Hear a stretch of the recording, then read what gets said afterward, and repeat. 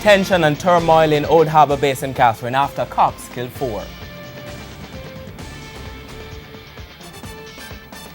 Good evening and thanks for joining us for Primetime News. A special welcome to viewers on onespotmedia.com. I'm Archibald Gordon. And I'm Doreen Samuels. Also this evening, Attorney General facing fire for comments on flag at U.S. Embassy. Probe underway to determine if Jamaicans were killed in the Orlando massacre. GSAT results in. We'll tell you how students perform. In the business day, the latest oil prices. There's also sports commentary, E-Prime and weather in this newscast. But before the break, the feedback question. We're asking, the Attorney General Marlene Malahoo Ford says the U.S. Embassy is being disrespectful of Jamaican laws by flying the rainbow flag in solidarity with LGBT citizens following the Orlando attack.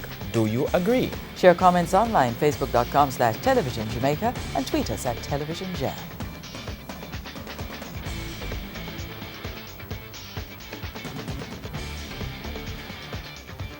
Stay with us, Primetime News returns right after this break.